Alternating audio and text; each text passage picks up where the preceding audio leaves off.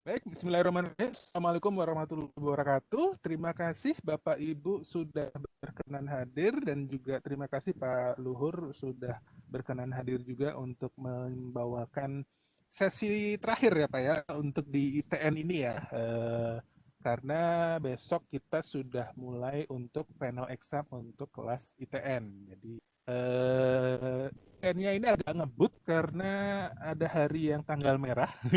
Jadi mohon maaf, tapi juga mungkin untuk ITN mungkin tidak terlalu apa ya, tidak terlalu susah gitu ya karena ini basic basic yang mungkin Bapak Ibu sudah kuasai dan mungkin tinggal untuk bagaimana menambahkan ilmu di bidang di sisi Cisco Networking Academy-nya mungkin. Baik, tidak berpanjang lebar, kami persilakan Pak Luhur untuk sesi terakhir ini. Mudah-mudahan rekan-rekan masih apa istilahnya powerful ya. Eh, Maaf, kita tadi lagi curhat-curhatan saja, jangan dianggap radio butut aja, jangan jangan dimasukin ke telinga.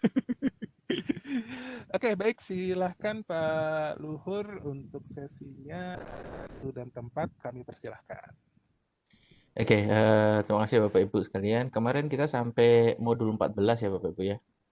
13, 14 ya. Nah, 14, sekarang kita akan mulai 15, yang terakhir nih. 3 modul terakhir. 15. Eh 3 modul terakhir nih, modul yang ke-15 itu tentang application layers. Jadi saya rasa semua hampirnya sudah mengerti ya tentang application layer dan mereka di CCNA ini ternyata application layers yang dari CCNA 7 ini itu lebih simpel daripada yang CCNA sebelumnya gitu. CCNA 6. CCNA 6 sangat detail sekali. Di sini tidak terlalu detail. Jadi kita berikan kepada student sesuai dengan keperluan saja. Kira-kira seperti itu. Tapi kalau mau menambahkan detailnya nanti Bapak Ibu bolehlah ya menambahkan detail tersebut. Jadi kan kita tadi dari bawah ke atas, so application layer yang terakhir. Nah, application layer ini kalau di OSI kan terdiri dari tiga layer ya, application, presentation, dengan sessions. Jadi OSI ini, nah, 3 layer ini jadi satu di application. Dan application di TCP/IP ini itu menjalankan ketiga fungsi layer di OSI. Dan application ini punya banyak banyak protokol. Nah, salah satu nanti yang kita bahas ini adalah HTTP, FTP, ya kan, IMAP, DNS, ada SMTP dan lain sebagainya. Nah, application inilah yang nanti menciptakan pesan, ya kan, di sisi pengirim dan membaca pesan di sisi penerima. Jadi intinya itulah.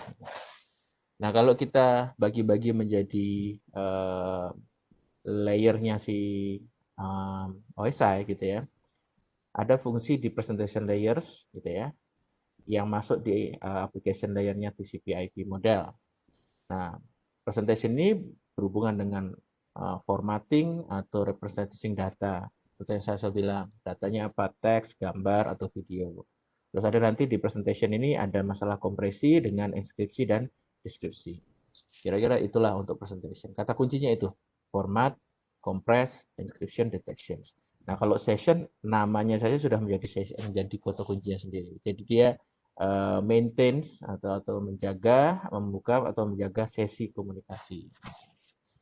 Nah, tapi karena dalam apa deh ini sesi komunikasi yang di sini. Jadi mereka supaya dialog itu antara si pengirim dengan penerima itu tetap ada sesinya, nah itu sebenarnya tugas daripada session layers. Yang nanti juga menjadi bagian tugas daripada application layers di dalam TCP/IP.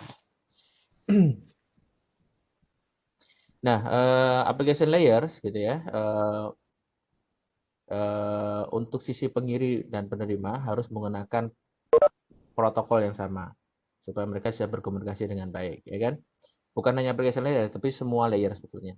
Nah, contoh-contoh application layers itu ada namanya DNS, DHCP, dengan HTTP. Nah, ini diapalin Bapak Ibu. DNS itu pakai TCP dengan UDP, nomornya port nomornya 53. DHCP untuk klien pakai port 68, UDP sama dua-duanya pakai port 68, untuk servernya pakai port 67. HTTP 80, kadang 80 80. fungsinya apa ya, ini nanti otomatis ya Bapak Ibu kalau baca segala macam insya Allah bisa langsung ngerti lah. Tapi intinya itulah gitu, bahwa application layer itu ya layer paling atas, paling dekat dengan pengguna gitu kan. Di sisi pengirim berarti dia nanti berfungsi untuk meminta sesuatu, ya merequest sesuatu atau membuat pesan yang perlu dikirim ke penerima. Penerima nanti menerima pesan itu kemudian melakukan proses supaya bisa dimengerti oleh user. Jadi bukan dalam bentuk bahasa pemrograman. Kalau HTML gitu ya, HTML berarti nanti yang keluarannya ya yang kita lihat di browser itu. Nah, untuk cara komunikasi ada namanya client server model. Ini seperti sudah tahu semua. Yang kedua adalah peer to peer, ya kan? Ya, kalau peer to peer berarti komputer dengan komputer ini saling berkomunikasi dan pada saat bersamaan dia bisa jadi server dan bisa jadi klien pada saat yang bersamaan. Dan ini sebetulnya peer to peer ini paling mudah, networknya itu paling mudah, paling gampang dibuat. Cuma tidak scalable, jadi tidak bisa dipakai untuk network yang besar. Kalau network yang besar nanti otomatis jadi masalah gitu. Akan jadi masalah. Nah, peer to peer application berarti ada juga di dalam kalau client server berarti kan ada aplikasi yang modelnya untuk server dan aplikasi yang di sisi client gitu. Nah, ketika kita pakai peer to peer di mana aplikasi itu harus bisa jadi client dan jadi server pada bersamaan, maka ada aplikasi khususnya gitu ya. Di mana aplikasinya itu bisa menjadi client dan server pada waktu yang bersamaan. Nah, contohnya banyak, gitu. Contohnya mulai dari BitTorrent, Direct Connect, eDonkey, Freenet. Nah, itu adalah contoh aplikasi P2P biasanya untuk paling banyak lah dipakai untuk sharing file. Nah, sekarang kita akan bahas aplikasi yang berhubungan dengan web dan email. Nah, kalau pakai web ya, untuk menggunakan web, kita akan menggunakan protokol yang namanya HTTP. Gitu kan? Nah, HTTP ini gitu untuk tampilan webnya gitu ya, itu menggunakan bahasa namanya HTML, Hypertext Markup Language. Nah, HTML inilah nanti yang akan dikirimkan melalui HTTP.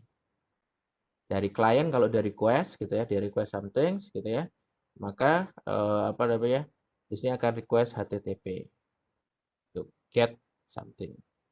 Nah, si server ketika dia merespon, nah kan, dia berarti memberikan data gitu, memberikan data ke klien, ya kan?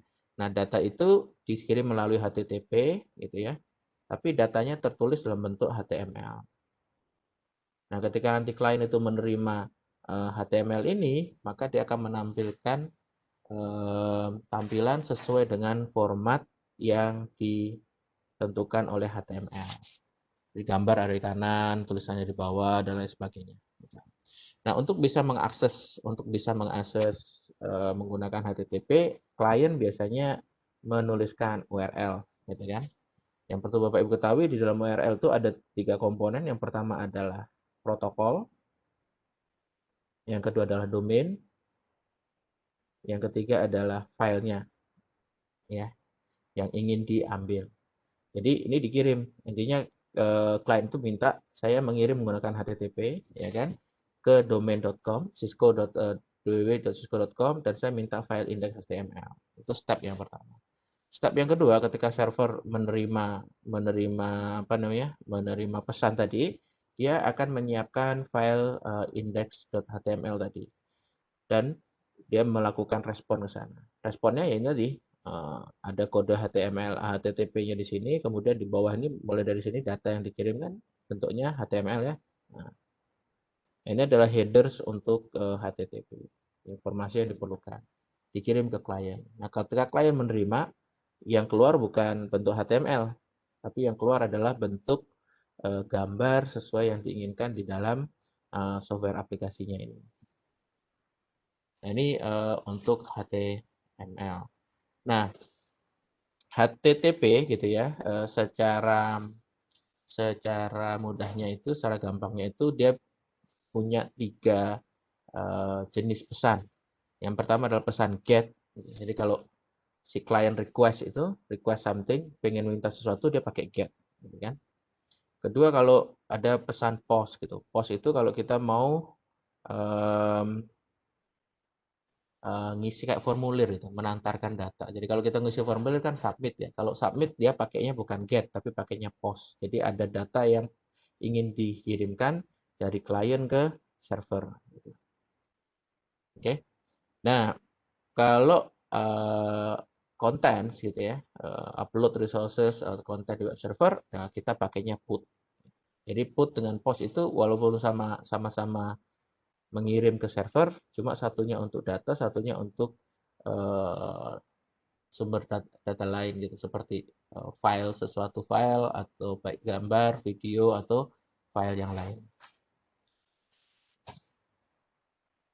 Sebentar ya Bapak.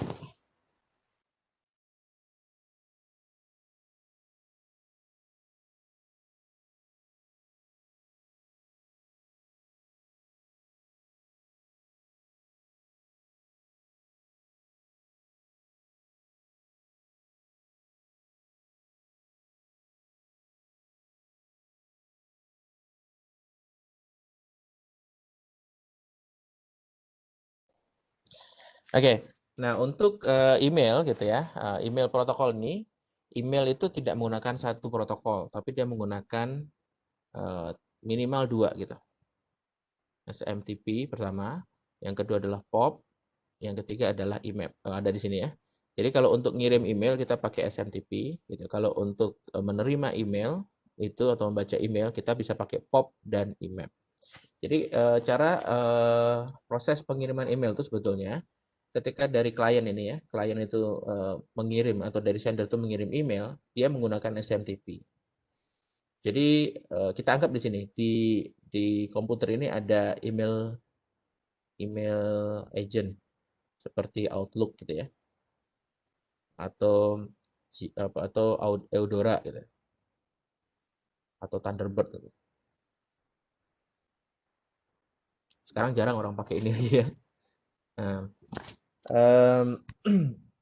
nah si email client ini kan ketika si sender ini mengirim gitu lewat Outlook, maka si Outlook ini akan menghubungi mail server. Ya, di sini mail servernya katakanlah si sender tuh ngirimnya pakai Gmail gitu ya. Berarti dari sini dia akan ngirim ke mail server pakai SMTP, gitu kan? Tujuannya tujuannya ke recipient@cisco.com. Berarti nanti dia akan menghubungkan ke cisco.com, ya kan? Dari Gmail ke cisco.com. Dikirim pakai SMTP. Nah, di sini adalah Gmail, gitu ya. Gmail server ketika menerima order dari sender, otomatis dia akan mengirimkan ke tujuannya. Tujuannya adalah cisco.com. So ada emailnya cisco.com, ya kan? Dikirim pakai SMTP. Jadi ketika mengirim pakai SMTP semua. Dan email tadi akan diterima di mail servernya cisco.com. Nah, si penerima ini ketika dia membaca, ya kan, dia akan menggunakan protokol lain. Dia nggak pakai protokol SMTP, tapi dia akan menggunakan protokol post office protokol atau IMAP. Apa beda antara post office protokol dengan IMAP, gitu ya? Kalau post office protokol, oke kita lihat di sini. SMTP dulu ya, SMTP gitu ya, SMTP itu di application layers gitu ya. Di bawahnya SMTP dia pakai TCP. Kenapa pakai TCP? Sebab dia memerlukan reliabilitas, ya kan? Dan di TCP ini dia punya nomor portnya 25. Ini dihafalin saja. Nanti lama-lama ngajar, lama-lama hafal, ya. Nah, nanti di bawah TCP itu dia pakai IP, terus kalau pakai Ethernet baru pakai Ethernet di layer yang di bawahnya. Yang perlu ketahui adalah SMTP pasangannya dengan TCP dan port nomornya 25. Itu biasanya memang sering jadi pertanyaan ya. Entah di kuis, entah di modul group exam, apalagi di professional certification. POP, ya ini POP. Nah, kalau POP itu post office protokol itu bawahnya pakai TCP, portnya adalah 110. Di mana POP itu? POP itu biasanya akan mencoba untuk mengcopy email yang ada di server ke klien, di copy. Jadi filenya di copy semua. Kalau kita pakai POP ya, di copy semua. Nah, nanti setelah di copy selesai ada dua pilihan. File yang di sini mau di delete, di dalam server itu mau di delete atau mau dibiarkan. Gitu. Oke, remain atau di keep lah. Nah, Post Office Protocol ini dulu sangat membantu karena zaman dulu yang namanya storage itu masih mahal, hard disk itu mahal dan lain sebagainya. Gitu. Kayak dulu saya punya email pertama sebagai mahasiswa dulu. Nah, email pertamanya itu cuma inbox-nya itu cuma 5 megabyte. Tapi waktu itu 5 megabyte cukup-cukup aja gitu sebab file yang dikirim itu cuma teks. Attachment itu jarang. Attachment itu jarang. Satu dua aja attachment. Dan itu pun dibatasin oleh servernya, maksimum attachment harus sekian. Kalau lebih dari sekian, otomatis dibuang attachmentnya. Gitu. Tapi dulu dan 5 mega ini kadang itu ya kalau nggak cukup, maksudnya supaya kalau kita punya email banyak, apalagi dulu ikut mailing list dan sebagainya gitu ya, kan pasti dapat email banyak banget. Nah, gimana cara supaya 5 mega ini cukup? Ya kita pakai POP3 ya. Di sini kita buka satu program dan nanti semuanya di copy ke komputer. Jadi yang disimpan tuh di komputer. Jadi email-emailnya disimpan di komputer, kemudian di sini di delete. Nah, itu POP3. Atau kalau kita merasa cukup banyak punya saya, ya udah nggak usah di delete, kita biarin aja pesan yang lama-lama ada di situ. Walaupun nanti terakhir-terakhir juga kita delete juga ya, karena akan penuh gitu. Nah, itu kalau POP3. Kalau IMAP gimana? Kalau IMAP itu seakan-akan kita itu remote access ke server sini. Gitu. Jadi kita bacanya dari software di sini, cuma software itu dia tidak mengcopy semua file, tidak semua mengcopy semua pesan gitu. Jadi seakan-akan kita tersambung ke server sini, kemudian kita baca email satu satu satu satu satu satu gitu. Tapi bukan telnet ya gitu. Ini memang dari aplikasinya itu kita baca. Jadi kalau kita delete di sini, ketika pakai IMAP, maka yang ada di dalam server ini akan terdelete. Gitu. Kalau kita bikin katakanlah ngirim pesan gitu ya, ya nanti pesan yang kita kirim itu nggak ada di dalam klien, tapi adanya di dalam server sini. Jadi tergantung ya. Kalau kita mau pakai yang IMAP atau yang POP3 ya. Nah, kalau saat ini sih nggak ngaruh ya. Rata-rata semuanya sudah pakai web, internet tidak mahal dan lain sebagainya, storage besar, sudah jarang hapus dan sebagainya. Kalau zaman dulu proses itu sangat penting. Kalau orang yang suka pergi-pergi, katakanlah internet koneksinya tidak selamanya gitu ya, harus pakai modem, dial dan sebagainya dan mahal, maka enakan pakai POP3. Jadi datang awal-awal kita download semua email, kita copy ke komputer kita, kemudian kita putus koneksinya. Setelah putus koneksinya, kita jawab semuanya di dalam klien itu. Kita jawab, kita ini. Cuma di klien ini nggak langsung dikirim, jadi disimpan di dalam klien tadi. Kalau udah selesai ngejawab email, mau dikirim, dan nyambung lagi ke internet, otomatis semua email tadi akan terkirim. Nah, itu kalau pakai POP3. Tapi kalau kita sering ada di kampus, server emailnya ada di kampus juga atau di kantor, daripada kita pakai POP3, ya mendingan kita pakai IMAP saja. Kita lihat langsung email di situ. Nah, itu kalau berhubungan dengan email. Ada pertanyaan nggak ya? Kalau tidak ada gitu. Kalau ada pertanyaan, pakai suara aja Pak ya. Silahkan kalau mau pakai suara, silahkan di ini. Dan pakai chat ya Pak ya. Nggak usah pakai Q&A. Saya buka yang chat saja. Oke.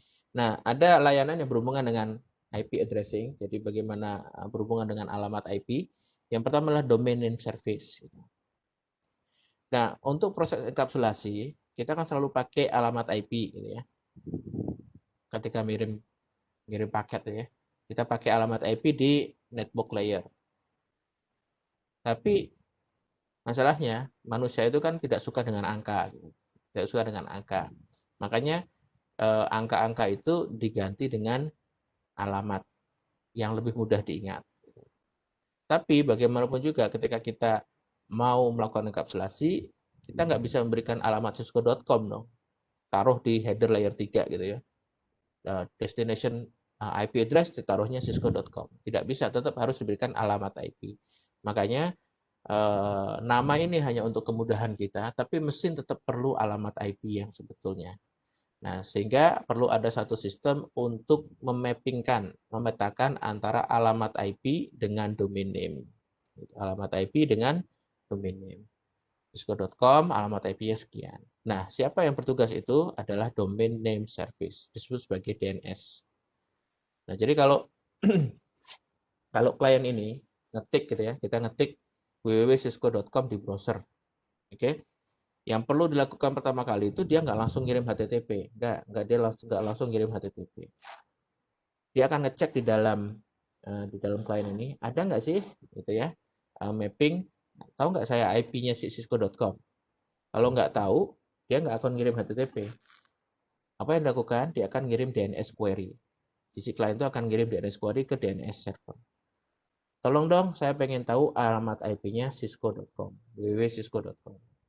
Nah, ketika DNS menerima query tadi, DNS akan melakukan respon dengan si tahu, oke, alamat cisco.com itu adalah IP-nya adalah 192.133.219.25. Nah, diterima oleh klien.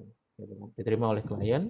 Nah, ketika klien sudah tahu mapping antara cisco.com dengan IP-nya, gitu, IP-nya sudah tahu, otomatis baru dia mengirimkan HTTP. Nah, di dalam proses HTTP nanti kan turun ke TCP, ya kan? Turun ke IP. Nah, di IP sini nanti ada, dalam header-nya itu ada source IP dengan destination IP. Nah, destination IP lah ini nanti diisi oleh alamat yang ini.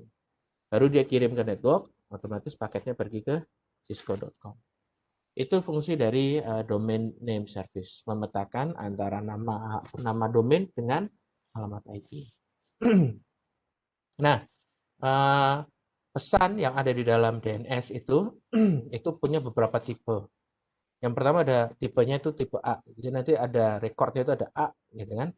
Nah, kalau A itu berarti ini pasti alamat untuk IP versi 4. Kalau AA-nya ada 4 kali gitu ya, nah, itu alamat untuk versi IP versi 6. Ya kan? Kalau NS itu untuk mencari mana authority servernya DNS, kalau MX itu untuk memberikan nama lain API untuk email. Mail exchange ya namanya, exchange record. Jadi message format, cuma dikasih tahu itu aja Bapak Ibu. Jadi nggak usah bingung, kasih tahu ke student format itu. Dan ini memang dihafalin, tidak ada cara lain. Nah, nanti di dalam message formatnya si DNS itu, kalau lihat nanti formatnya DNS itu akan ada questions. Kalau questionnya berarti kan dia requesting something, ya kan? Saya pengen tahu alamatnya www.cisco.com. Maka biasanya nanti akan ditaruh di sini www.cisco.com. Oke. Nanti jawabannya yang 192 something something something tadi akan ditulis di dalam fieldnya si answers. Gitu. Nah, DNS ini sebetulnya bentuknya adalah database. Gitu. Cuma database-nya tidak centralized, jadi tidak terletak di suatu tempat. Tapi dia decentralized, jadi terdistribusi di seluruh tempat di seluruh dunia. Gitu. Nah, dan dia punya hierarki. Gitu. Nggak mungkin kita meletakkan satu server isinya semua nama di dalam dunia. Gitu. Nah, itu sangat susah dan akan membebani server tersebut.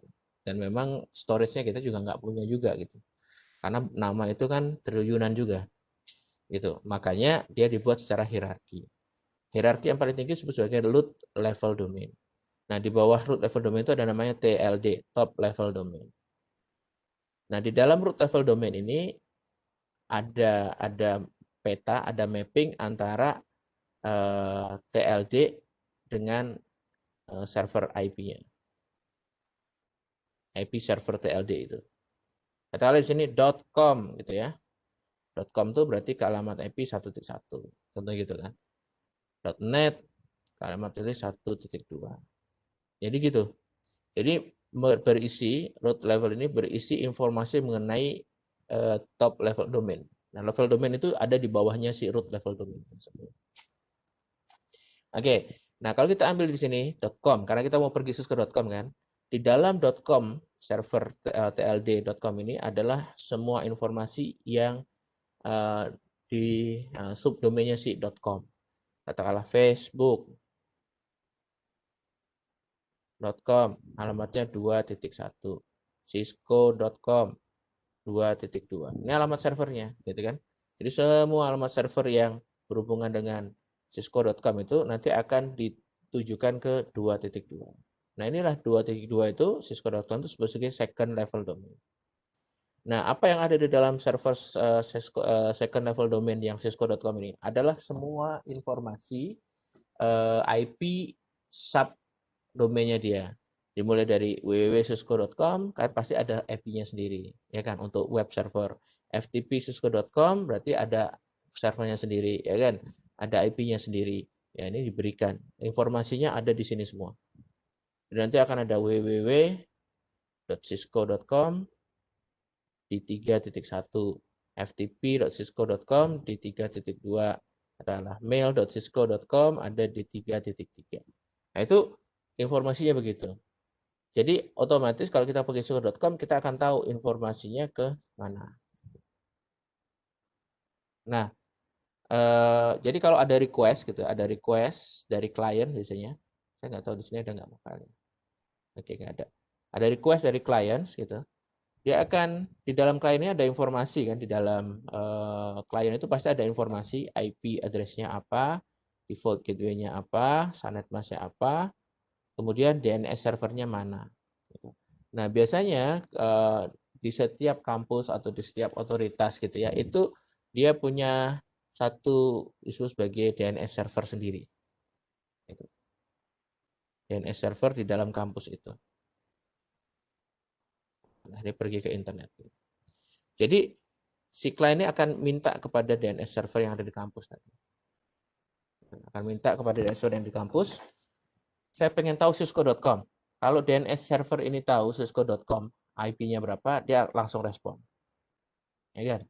Kalau tidak tahu, maka si DNS server ini dia akan minta ke top level domain. Tolong dong kasih tahu tempat saya .com itu IP-nya berapa. Oke, direspon namanya. Nanti kita tahu .com, kan dia nyari cisco.com. Dia request lagi ke .com sini. Tolong dong kasih tahu alamat IP-nya cisco.com. Reply lagi ke sini. Terus DNS ini sini pergi ke cisco.com, ya kan? Pengen tahu dong alamat www.cisco.com. Oh, cisco.com, www.cisco.com 331. Di reply oleh dia, alamatnya adalah 331. Baru nanti setelah dia dapat 331 ini, baru DNS ini akan mereply ke klien. Kira-kira seperti itu caranya menggunakan proses DNS untuk mencari nama. Dan kita bisa pakai yang namanya lookup address. Kita coba sekarang ya Bapak Ibu. Jadi kalau kita lihat di sini, saya pakai IP kampus dan pakai wireless. Oke. Ya kita bisa lihat ini alamat IP saya. Kalau 10 titik something berarti private ya Pak, private address, ya kan? Ini default gateway-nya. Gitu. Kalau kita all-kan lebih spesifik, maka Bapak Ibu bisa melihat DNS server ini.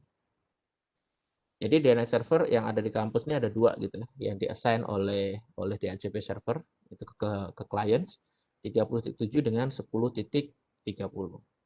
Gitu. Biasanya pergi yang pertama dulu, kalau pertama gagal baru masuk yang kedua. Kira-kira begitu alamat IP saya. Oke, 10.26.23.49. Ya kan? Itu baru saya dapat tadi pagi jam 8.12, lebih 10 detik, ya kan? Dan dikasih cukup banyak ya, cukup lama gitu ya Pak, sampai tanggal 7, seminggu. Jadi kalau seminggu saya nggak masuk, alamat ini akan di-keep oleh saya, tetap masih bisa dipakai. Jadi kalau 3 hari saya nggak datang ke kampus, pada hari keempat saya datang, masih tetap dapat IP yang sama ini. Nah, nanti kita akan lihat di DHCP server. Nah, untuk bisa menunggang DNS, berarti kita menggunakan perintah nslookup. Jadi nslookup nanti akan lihat di DNS server ini informasi itu dan dia masuk ke alamat. Jadi dia tahu di sini, ketika saya menggunakan DNS lookup, otomatis dia akan mengakses ke sini 30.7. Jadi kalau kita pengen tahu alamat cisco.com, ya klik aja cisco.com, otomatis dia akan kasih tahu ke kita, ya kan, cisco.com alamatnya ini. IP version 6 dengan IP version 4. Coba kita lihat, kalau www.cisco.com apakah dia sama? Nah, kita lihat. Ternyata, maaf, Jadi cisco.com itu alamat IP-nya berbeda dengan cisco.com. Bisa dilihat di situ otomatis. Sebetulnya domain name service ya Pak ya, DNS itu. Makanya disebut sebagai DNS server gitu. Domain name service server. Itu yang saya tahu ya Pak. Oke, kapan DS menggunakan UDP, kapan DS mengganti TCP? Nah, itu pertanyaan bagus. Sampai sekarang saya belum jawab. Jadi itulah Pak ya. Mungkin ada yang tahu kapan pakai UDP, kapan pakai TCP.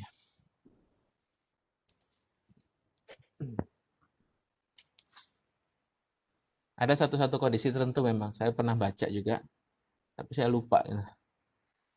Oke, ini DNS ya. Nanti saya coba jawab di WA ya Pak. Coba saya cari nanti informasinya. Oke, nah contohnya kayak gitu. Jadi yang menarik tuh Facebook ya Pak ya. Facebook.com tuh IP versi 6-nya lucu. Jadi ada nama Facebook di IP version 6-nya dia. Jadi itu kira-kira fungsi DNS, ya kan? Kalau kita masukkan IP gimana Pak? Gitu kan? 4, 2, 3, 4.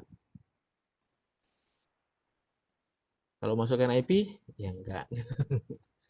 Otomatis seperti itu. Oke, karena memang fungsinya untuk mencari IP dari name. Oke.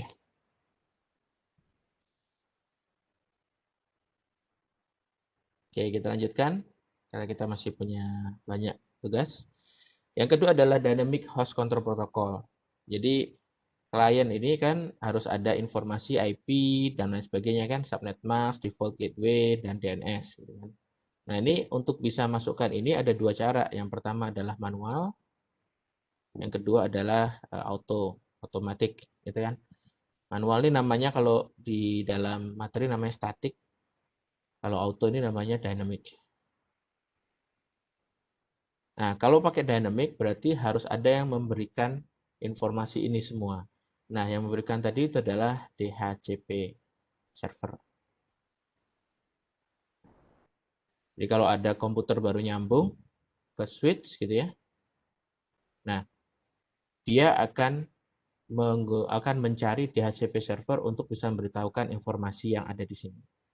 Apa itu DHCP server? DHCP itu singkatan Dynamic Host Configuration Protocol. Dynamic Host Configuration Protocol. Oke. Dan pada saat ini kita membahasnya IP versi 4 ya Pak ya. Nah, DHCP ASI versi 4. Karena kalau DHCP versi 6 lain lagi gitu. Karena ya, seperti yang kita sudah ketahui gitu ya. Kalau versi 6 tadi nggak pakai DHCP server pun mereka bisa dapat IP gitu ya.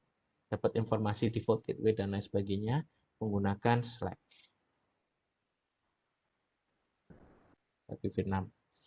Nah, sebetulnya bagaimana cara operasinya DHCP itu? Cara operasi DHCP itu paling gampangnya adalah ketika klien baru nyambung ke network, otomatis dia ngirim broadcast. Nah, yang dikirim adalah disebut sebagai DHCP discovery packet. Nah, dia dikirim secara broadcast, gitu ya, secara broadcast sampai si DHCP server ini dengar. Ketika DHCP server dengar, dia mengirim balik namanya DHCP over. Nah, DHCP over ini bukan broadcast, ini unicast. Dari DHCP server ini langsung kirim ke DHCP clients. Apa yang di offer? Dia ngasih tahu, oke, saya adalah DHCP server, saya bisa menawarkan Anda pakai IP ini, subnet mask ini, default gateway-nya ini, DNS servernya ini. Oke, nah ketika klien terima DHCP offer, maka apa yang terjadi? Si klien akan mengirim kembali DHCP request. Oke, saya minta dong IP yang Anda offer tadi di-assign untuk saya, kira-kira diberikan kepada saya. Isinya DHCP request kira-kira seperti itu. Nah, nanti DHCP server terakhir itu mengirim acknowledgement. Oke, saya sudah menentukan bahwa IP informasi-informasi yang tadi itu di-assign untuk Anda, diberikan kepada Anda. Dan saya tidak akan berikan kepada orang lain. Nah, kira-kira seperti itu. Jadi prosesnya itu untuk DHCP supaya klien itu bisa menerima informasi yang diperlukan, itu ada 4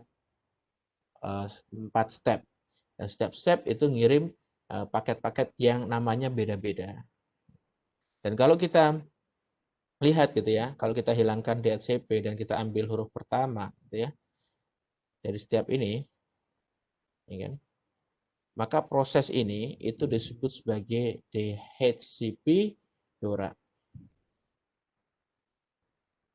Jadi kalau ada DORA, nah DORA itu discovery over request dengan acknowledgement. Nanti prosesnya seperti itu. Oke, itu untuk DHCP. Simpel ya penerangannya gitu ya. Nah, makanya di tempat saya sendiri tadi kan kalau kita ipconfig all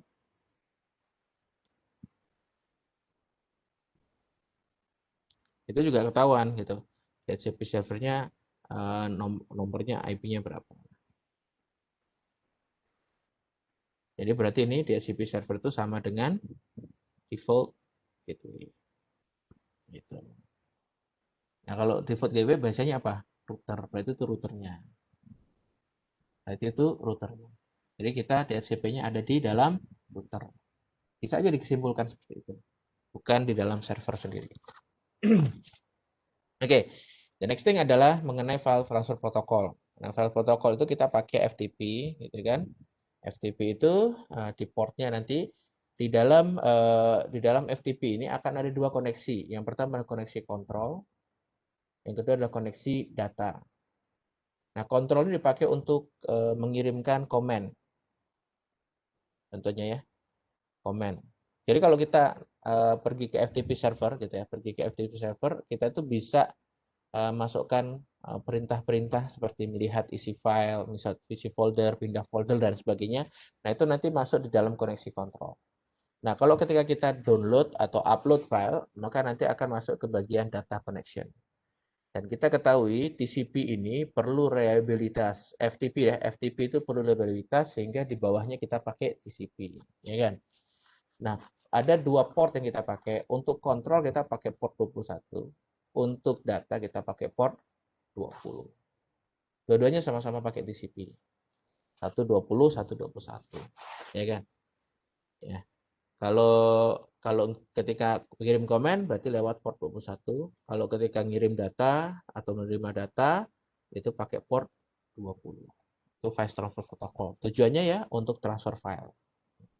Lalu ada cara lain yang namanya file sharing ya. Kita menggunakan namanya server message block. Jadi kalau ada klien pakai SMB dengan server ini, maka dia akan bisa melihat resources yang diperkenankan itu seperti melalui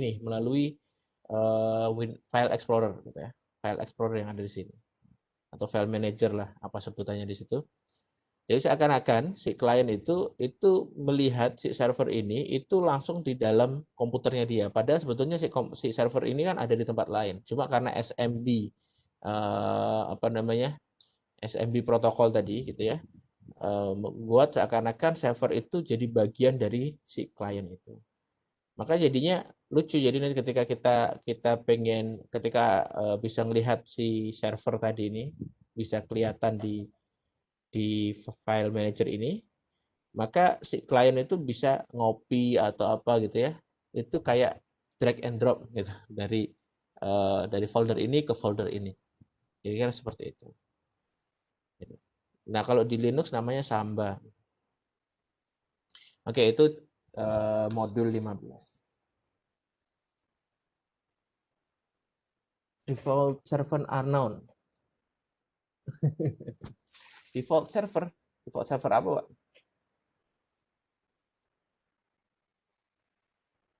Default server. Iya Pak, saya coba tadi IP-nya, look up. DHCP server maksudnya. Iya, Default DHCP server iya, unknown.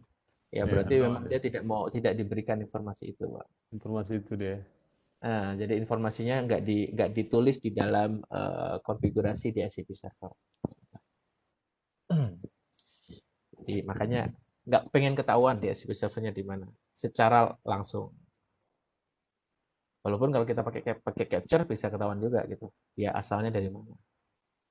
Oke, berikutnya 16. Ini masalah security. Masuk security, tapi cuma akarnya saja, Pak. Jadi nanti ada security lagi nanti di season A2. Terus ada security yang lebih detail lagi, lebih mengarah ke cyber security, itu di season A3.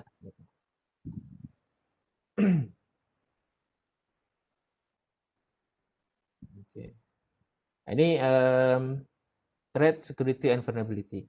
Jadi itu ya gini, kalau di security itu, ini juga security itu sebetulnya tugasnya untuk mengamankan aset, mengamankan aset. Karena aset ini berharga. Jadi kalau yang bukan sesuatu yang berharga nggak dibilang aset ya Pak ya. Aset tidak berharga kan nggak ada gitu. Rasanya rata-rata semua aset itu berharga. Gitu. Nah, kalau sebelum ada internet maka aset yang berharga itu rata-rata bentuknya fisik atau informasi gitu kan. Nah, ketika kita sudah masuk ke dalam dunia cyber gitu ya, aset fisik itu juga masih ada gitu kan. Kedua juga informasi juga masih ada dan informasi ini dipertukarkan di dalam jaringan. Makanya salah satu aset yang berharga di dunia jaringan saat ini adalah data yang berisi informasi yang diperlukan. Makanya kayak informasi apa ya, fasilitas gratis seperti Google Search dan lain sebagainya itu sebetulnya mereka tidak memberikan secara gratis gitu ya, tapi mereka ingin mendapatkan satu informasi yang paling penting seperti trending topics ya kan, terus apa namanya kata-kata yang paling sering dicari, topik-topik apa barang-barang apa yang paling sering dicari dan lain sebagainya. Itu adalah aset yang cukup berharga. Nah, untuk melindungi aset inilah kita akan menggunakan security. Nah, tentu saja di aset itu ada yang mengancam. Kan karena barang berharga, jadi ada yang mengancam. Ancaman itu sebagai threat. Nah, yang mengancam itu sebagai threat actor yang melakukan ancaman tadi.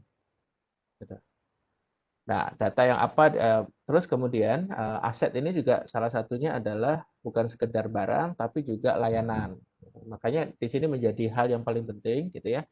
Informasi, kemudian data yang dimanipulasi, identitas, kemudian juga adalah layanan yang terkendala. Jadi ini adalah kira-kira yang paling sering diserang oleh threat actor itu, yang menjadi hal yang paling penting itu adalah 4 ini. Informasi yang hilang, kemudian data identitas pelanggan yang hilang, ya kan? Kemudian password, username, nama, nomor KTP, dan lain sebagainya. Kemudian ada data yang dimodifikasi. Kayak hilang sih enggak gitu, kadang-kadang dimodifikasi, jadi salah. Nah, itu juga bisa merugikan. Kemudian service yang terinterupsi. Jadi kalau kita pakai e-banking gitu. Nah, tiba-tiba e-bankingnya down karena diserang oleh threat actor. Nah, maka itu bisa merugikan. Dan itu kalau di bisnis itu adalah salah satu aset ya, aset yang penting. Karena tanpa web service tadi itu berarti salah satu jalur bisnisnya jadi terkendala. Jadi kalau nggak ada bisnis, nggak ada uangnya gitu ya, nggak akan keluar security itu sebetulnya. Gitu. Nah, aset ini gitu akan dilindungi gitu ya, akan dilindungi oleh sebuah sistem gitu. Nah, sistem itu punya kelemahan atau kerentanan. Ya kan? Disebut sebagai vulnerability. Vulnerability.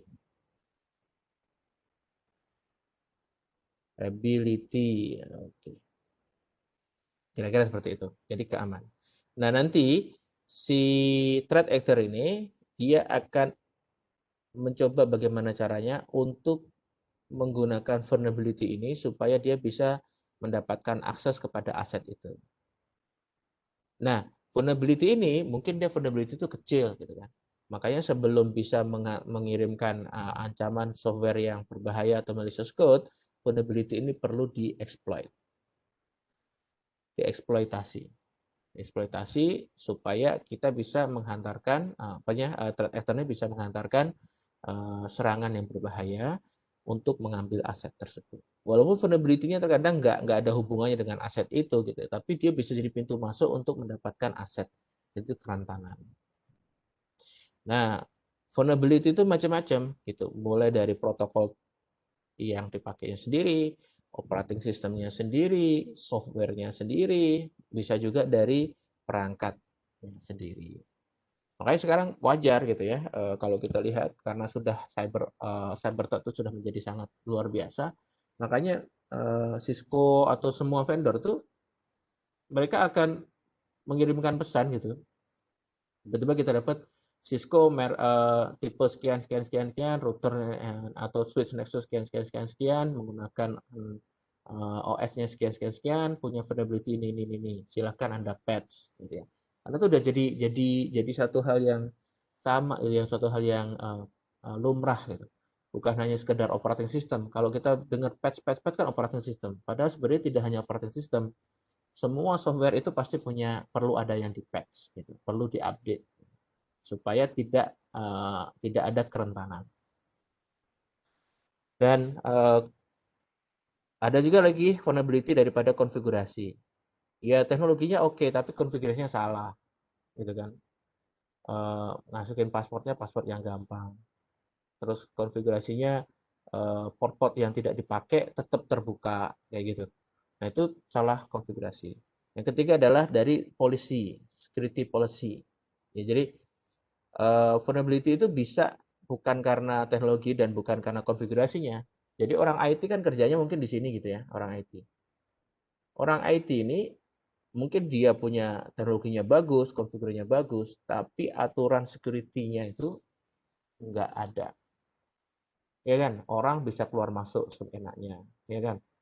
Orang bisa masuk ke server room, nggak pakai kunci, nggak pakai lock dan sebagainya, ya kan.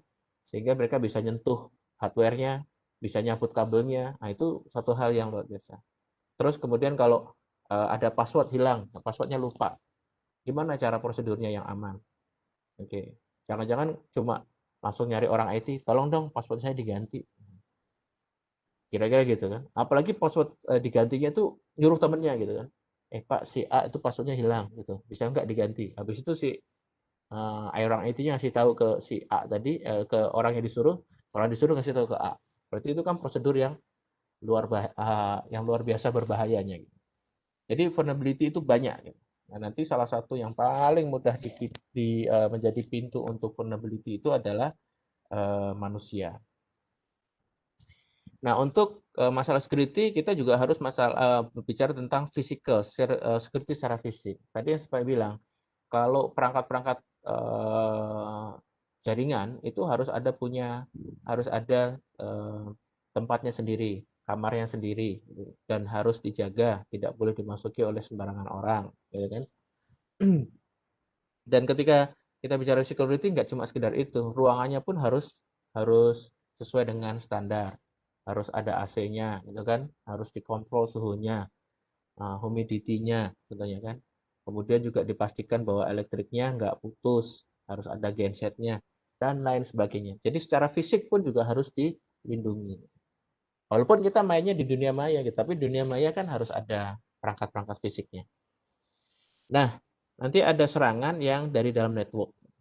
Nah, serangan-serangan itu dia melibatkan namanya malicious software atau malware. Namanya juga malicious, berarti dia adalah software yang sudah pasti tidak bersifat baik. Jadi tidak saja bersifat merusak, kira-kira seperti itu. Nah, ada banyak jenis, gitu. Yang paling terkenal tuh salah satunya adalah virus, worm, dengan Trojan horse. Kalau virus ini adalah satu software atau satu malicious code yang akan menginfeksi file-file lain, gitu ya. Menginfeksi file-file lain. Nah, terserah nanti virus itu mau ngapain, apakah merusak file atau mendelete hard disk dan sebagainya, tapi yang penting dia akan menginfeksi file-file lain gitu. Nah, tapi permasalahannya virus itu supaya bisa menginfeksi harus ada yang men-trigger dulu. Seperti virus kita ya. Virus kita itu virus flu itu ada dalam tubuh kita. Tapi tidak setiap hari virus flu itu aktif. Untuk bisa aktif gimana? Harus ada yang men-trigger bahwa sumber daya tahan tubuh kita harus turun. Itu baru dia akan keluar. Begitu juga virus ya dalam komputer ini, itu kalau mau aktif harus ada yang pertama kali ngeklik file yang terkontaminasi oleh virus tadi, yang ada virusnya itu. Jadi masih perlu campur tangan manusia atau human untuk mengaktifkan virus. Yang kedua adalah worm. Nah, worm ini malicious code juga, cuma kelebihannya dia adalah dia tidak perlu harus ada orang yang mengaktifkan gitu. Dia otomatis akan menyebar sendiri. Akan menyebar sendiri dengan sendirinya. ya kan? Not require host, program, or human help to propagate. Jadi tidak perlu untuk perbantuan dari manusia atau program untuk bisa menyebar. Nah, nanti home ini memang tugasnya ketika udah menginfeksi satu host gitu, dia akan nyebar ke host yang lain. Ketika adalah Trojan host. Trojan host itu adalah suatu software yang kelihatannya baik-baik saja, pokoknya nggak ada masalah, legitimate gitu ya. Tapi ternyata di dalamnya ada hal yang malicious code. Maka namanya Trojan horse gitu kan. Menurut legenda, patung kuda itu kayaknya oke-oke saja gitu. Tapi ternyata dalam patung kuda itu ada tentara musuh yang ketika semuanya terlena, tentara musuh itu membuka gerbang dan memasukkan tentara-tentara musuh yang lain yang sudah menunggu di luar gerbang tersebut. Nah, attack yang lain adalah yang di network itu biasanya mulainya dari reconnaissance attack. Reconnaissance attack itu adalah attack yang untuk mencari informasi sistem tersebut. Itu. Nah, nanti ada lagi access attack. Berarti access attack itu adalah attack yang bagaimana supaya kita bisa mendapatkan akses kepada sistem atau kepada aset. Gitu. Nah, yang terakhir nanti ada namanya attack itu adalah denial of service. Atau kalau kita nggak bisa dapat akses ke suatu sistem gitu ya, ya sudah sistemnya kita bombardir saja supaya dia tidak bisa bekerja dengan baik. Jadi kan kayak di warung gitu kan, di warung gimana caranya supaya petugas warungnya itu supaya tidak bisa melayani orang lain. Ya sudah, akhirnya kita sama teman kita bersekongkol ya. Oke, bikin mbaknya sibuk, minta ini, minta itu segala macam, sehingga mbaknya nggak bisa lagi melayani orang-orang yang lain. Nah, itu prinsipnya denial of service itu seperti itu. Untuk mendisable atau mematikan layanan sebuah sistem melalui network. Kalau access attack gitu ya, access attack ini banyak, mulai dari passwordnya yang pengen tahu, ya kan, pengen tahu password, entah pakai brute force attack atau pakai dictionary attack untuk password ini. Ada juga yang trust exploitation. Jadi sistem A ini kalau diserang dari luar oleh threat actor itu nggak bisa, sistemnya kuat banget. Tapi si A ini percaya sama si B. Dan masalahnya si B ini itu nggak terlalu bagus serangannya. Maka si A itu nyerang si B dulu. Nah, dari B ini baru dia nyerang si A. Karena apa? Pertahanan A ke B itu tidak sekuat dari A keluar. Karena di sini ada trust, makanya disebut sebagai trust exploitation. Macam-macam yang di sini. Port redirection itu maksudnya nyerangnya bukan dari komputernya dia. Threat actor ada di sini. Nah, dia pergi ke komputer yang lain. Baru setelah itu dari sini dia baru nyerang ke victim. Baru diserang ke sini. Itu sebagai port redirections. Man in the middle artinya ada orang di tengah-tengah. Threat actor itu ada di antara victim. Jadi victim kalau ngirim apa-apa pasti lewat threat actor. Ya kan? Baru pergi ke internet. Nanti balasan dari internet itu ke threat actor dulu, baru masuk ke victim. Nah, semua komunikasi antara si victim dengan destination dia dengan internet itu akan bisa dibaca dan di-copy oleh threat actor. Nah, kalau denial of service tadi itu seperti bilang, gitu ya. Ada satu service web diserang terus-menerus, gitu kan. Sehingga akhirnya dia server ini tidak mampu melayani lagi. Jadi kalau ada orang yang betul-betul pengen minta layanan si ini karena dia sudah sibuk gitu ya melayani serangan ini, maka si klien yang asli ini dia tidak bisa mendapatkan layanan dari server tersebut. Maka disebut sebagai denial of service. Ya kan? Disebut sebagai denial of service. Nah, kalau server ini yang nyerang cuma satu, kita sebut DOS. Tapi sekarang yang nyerang bukan satu, gitu. Yang nyerang pasti banyak, gitu. Maka disebut sebagai DDoS, Distributed Denial of Service. Dan untuk bisa melakukan DDoS, kita perlu bantuan dari banyak komputer, gitu, atau banyak device atau banyak perangkat. Nah, disitulah nanti ada yang orang yang mencoba menginfeksi perangkat-perangkat itu supaya bisa dijadikan sebagai alat menyerang. Nah, perangkat-perangkat yang dijadikan sebagai alat menyerang itu disebut sebagai botnet. gitu. Ya, botnet atau zombie. Nah, ini kan jaringan zombie. Nah, botnet ini nanti dikontrol oleh control and command. Nah, control and command ini dijual ke orang.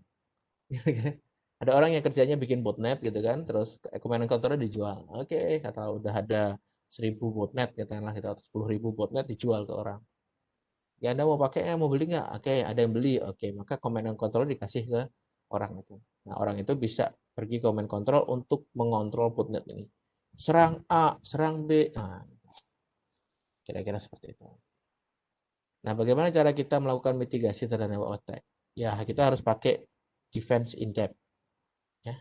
Harus pakai pertahanan yang sangat uh, sangat menyeluruh lah gitu. Defense in depth itu artinya menyeluruh. Dulu kita masih punya yang namanya trust and untrusted network.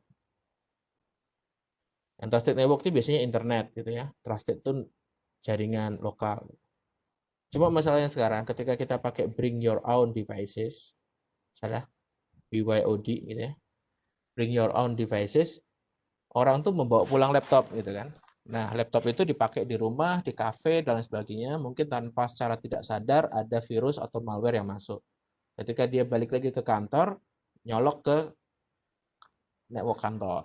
Ya kan? Nah, ketika nyolok ke network kantor, ya sudah, malware itu menyerang di kantor. Jadi nggak ada lagi istilah trusted untrusted network. Dari luar tetap untrusted, dari dalam juga harus di untrusted. Nah, untuk bisa melakukan depth in defense, gitu ya. Dulu kita paling coba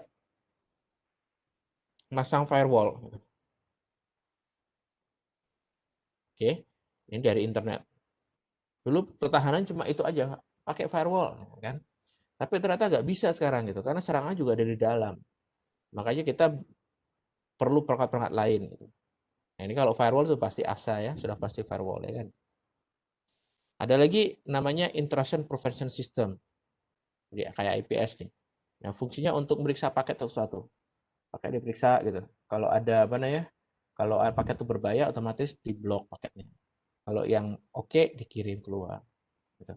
Karena banyak hal-hal yang nggak bisa dilakukan oleh si firewall. Firewall mungkin filtering yang pertama. Oke. Karena parameter yang dipakai oleh firewall itu sangat sedikit gitu ya. Kriteria yang dipakai untuk memfilter di firewall itu sangat sedikit. Gitu. Tapi kalau IPS nih bisa sampai ke signatures. Kalau dalam paket itu ada kata ini, kemudian ada kata ini, kata ini, kata ini, oke, ini masuk kriteria yang ini. Nah, itu bisa dibuat rule-nya di dalam IPS atau IDS. Nah, kalau kita punya di dalam ini ada server-server yang berfungsi untuk aplikasi tertentu. Nah, sekarang serangan pun juga sangat spesifik terhadap aplikasi. Jadi ada serangan yang memanipulasi email, ada serangan yang menggunakan web, contohnya gitu kan. Nah, untuk mengatasi serangan-serangan di server-server yang seperti itu di layanan email atau web, maka kita harus punya perangkat yang bersifat security appliances.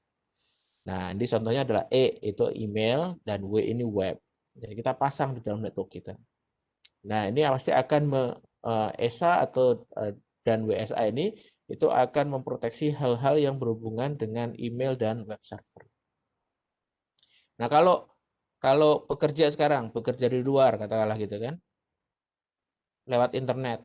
Nah, untuk mengamankan itu semua kita harus pakai VPN. Sebab VPN itu dia pakai buat tunneling yang dienkripsi. Jadi orang lain nggak bisa melihat pesan kita apa.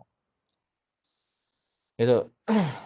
Nah, cara yang kedua adalah buat backup secara frekuensi, terus juga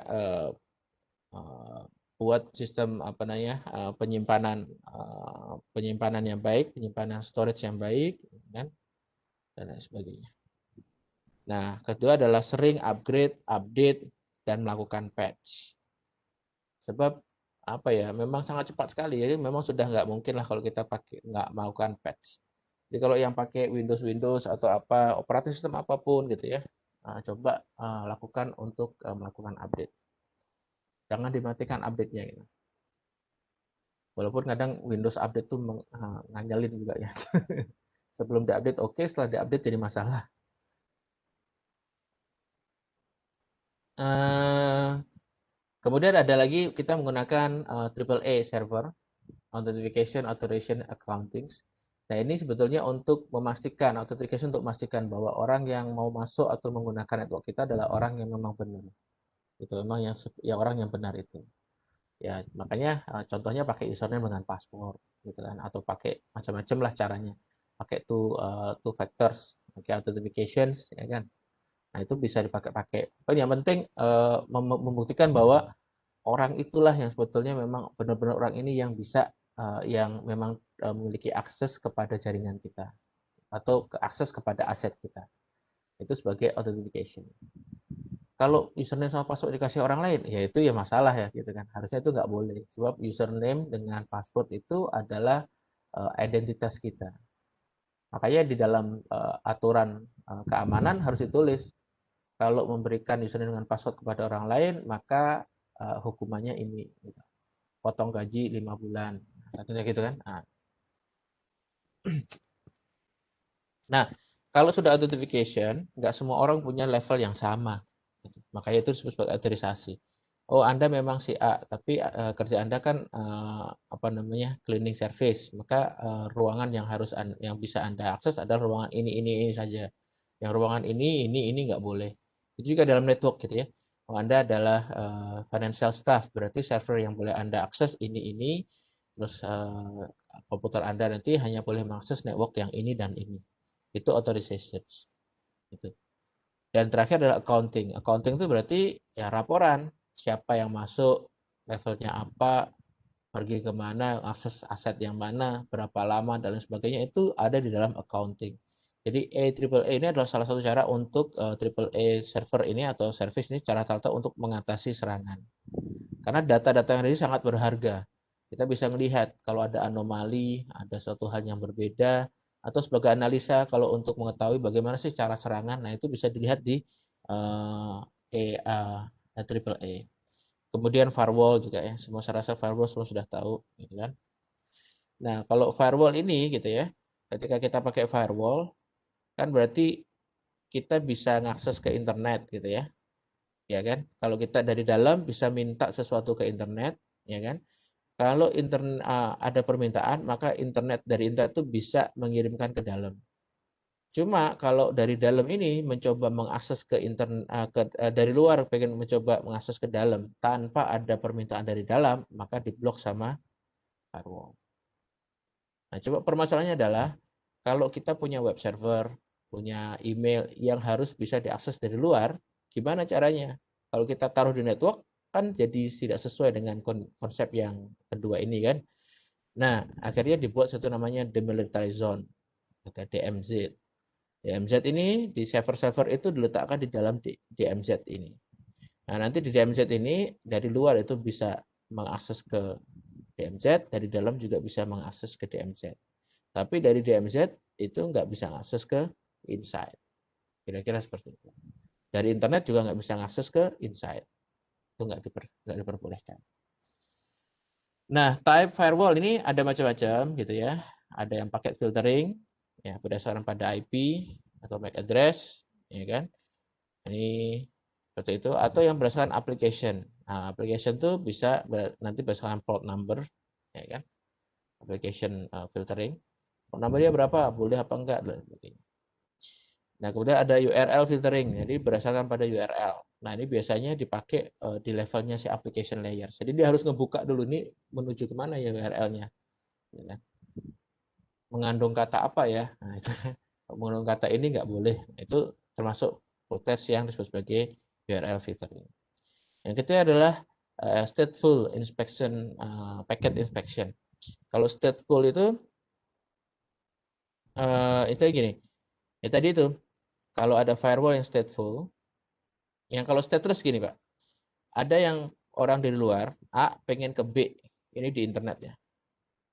Maka si A itu mengirim request ke B, ya kan? Nah, si firewall ini dia nggak nyatet gitu, nggak nyatet, tidak mempunyai catatan bahwa A itu pernah meminta kepada si B, nggak disimpan. Normalnya nanti si B itu akan merespon kepada A, normalnya kan gitu.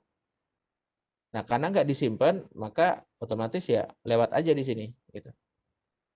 Nah, permasalahannya adalah gitu, ada orang yang si C ini itu pura-pura dia mengirim reply gitu, mengirim respon. Padahal si A nggak pernah minta ke si C, tapi si C akan-akan oke saya merespon permintaan si A. Nah kalau di stateless ini bisa lolos Pak,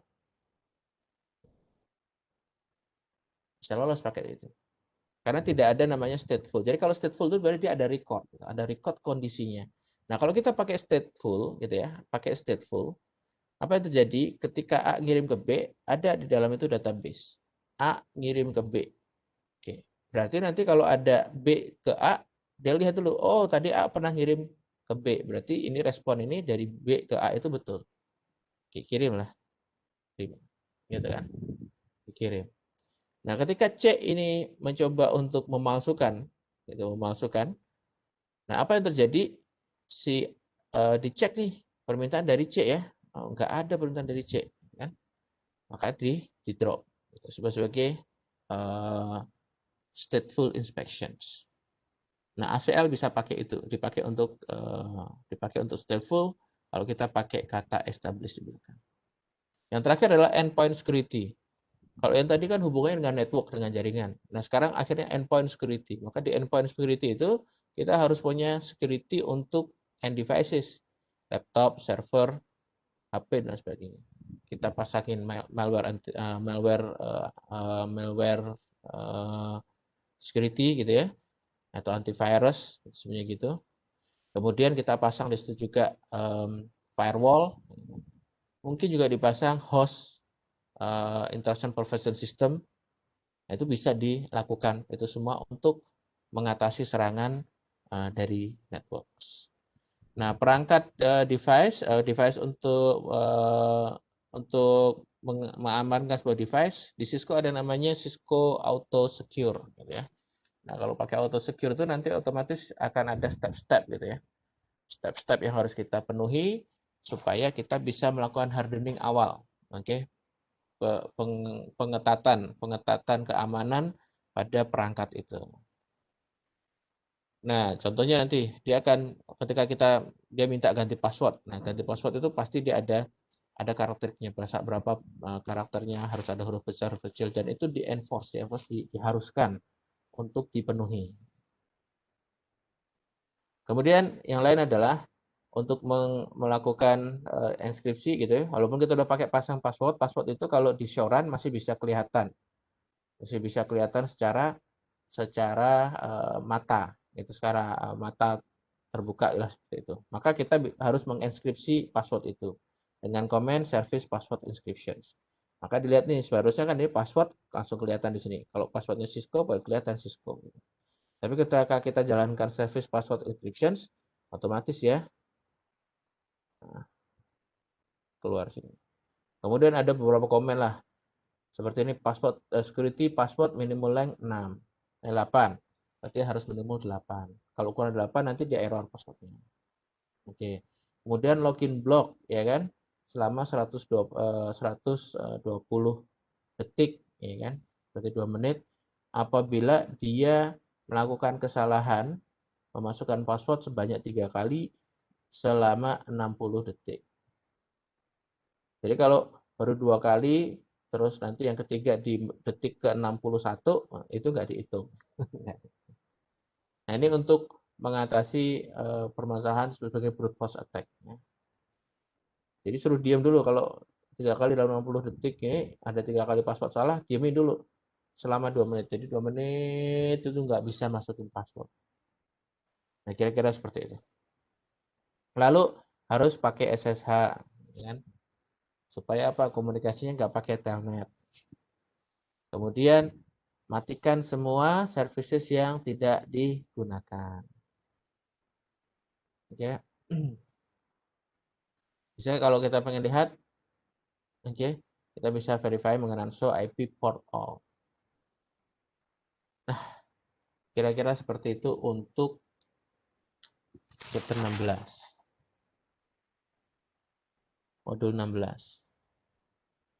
Ada pertanyaan?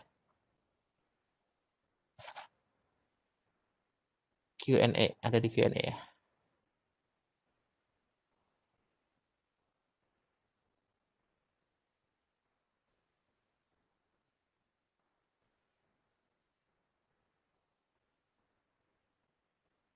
Kalau DNS yang pakai banyak IP seperti google.com, itu apa sistemnya bagaimana ya Pak ya?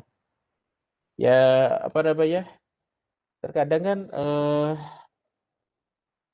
memang kalau saat ini kalau seperti google.com itu IP-nya ya banyak Pak, sebab tempatnya juga banyak gitu.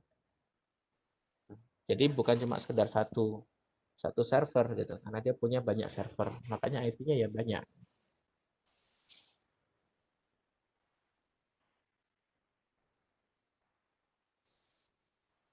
Oke, the next 17 sudah jam 11.25 kita masukkan ya. Nah, ini sebetulnya yang 17 ini lebih kepada membaca sih Bapak Ibu ya. Lebih pada membaca karena ini bersifatnya informatif sekali. Jadi gimana kalau kita mencoba untuk bikin network yang tidak terlalu besar. Jadi kayak semacam latihan buat student ngebayangin gitu kalau mereka perlu mengimplementasikan teknologi di network yang kecil. Jadi kalau kita networknya kecil gitu ya, makanya biasanya networknya tidak terlalu besar gitu ya. Dia biasanya punya koneksi ke WAN itu cuma satu aja gitu. Ya kan? Punya satu saja. Kalau networknya besar, biasanya akan dibagi-bagi networknya itu. Kalau kecil nih pembagian network itu terkadang tidak diperlukan. Bisa aja cuma satu subnet aja. Tapi kalau mau dibagi jadi 2 subnet atau 3 subnet itu bisa juga. Gitu. Nah, ketika kita memilih perangkat yang dipakai untuk small network, yang perlu diperhatikan adalah paling pertama biasanya biaya. Biayanya berapa yang kita punya. Terus kemudian features, fasilitas apa saja, ya kan? Terus kecepatannya dan lain sebagainya itu semua fungsinya seperti itu. Makanya ketika kita mendesain sebuah network, kita juga seharusnya melibatkan prediksi gitu. Prediksi bahwa perangkat ini mau dipakai berapa lama. Katakanlah mau dipakai 5 tahun. Oke, dalam 5 tahun nanti usernya akan bertambah berapa banyak. Kalau sekarang baru 10, nanti 5 tahun lagi nanti jadinya berapa. Gitu. Dan kalau nanti tiba-tiba jadi banyak, katakanlah jadi 50 gitu kan. Setelah 5 tahun, nah itu gimana caranya supaya network yang sekarang itu mampu untuk di-expand, dikembangkan jadi bisa memfasilitasi 50 orang. Nah, itu yang perlu kita perhatikan juga selain daripada cost ya. Apa namanya? Dari biaya. Lalu kalau untuk addressing gitu ya, biasanya karena small network nih ya nggak terlalu rumit ya, karena servernya juga tidak banyak gitu, paling juga klien dan lain sebagainya. Intermediary devices pun juga sedikit. Jadi ininya bisa alamatnya itu bisa dengan mudah kita letakkan di dalam satu topologi. Walaupun bisa lakukan satu topologi, tapi tetap saja dokumentasinya harus lengkap ya. Terus kedua, kita harus punya redundansi. Kalau udah agak gedean, small networknya itu udah agak gedean gitu ya, lebih baik kita punya redundansi. Jadi katakanlah ini server gitu ya. Server itu harus bisa diakses. Kalau satu putus, dia bisa diakses dari tempat lain, dari jalur lain. Itu sebabnya disebut sebagai redundansi, ganda ya. Penggandaan jalur, kira-kira seperti itu. Kemudian traffic management. Itu juga perlu. Karena jenis trafficnya sekarang macam-macam kan. Ada video, ada voice, ada data, segala macam. Makanya terkadang untuk menjamin bisnis, ya kan, kita harus melakukan traffic management. Kalau tidak nanti trafficnya habis untuk hal-hal yang mungkin tidak diperlukan. Gitu. Lagi meeting tiba-tiba habis ininya, apa namanya, utilitasnya, macet, ada congestion sebab tiba-tiba di sebelah ada yang sedang download. Nah, kira-kira seperti itu harus harus diatasi dengan menggunakan traffic management, menggunakan quality of service. Mana yang lebih prioritas, kan? Oh, si VoIP. Oke, VoIP prioritas pertama. Kemudian ada data nih, data HTTP. Oke, maksimum berapa persen penggunaan bandwidthnya? Oke, 40%. Oke, 40%. Dan lain sebagainya.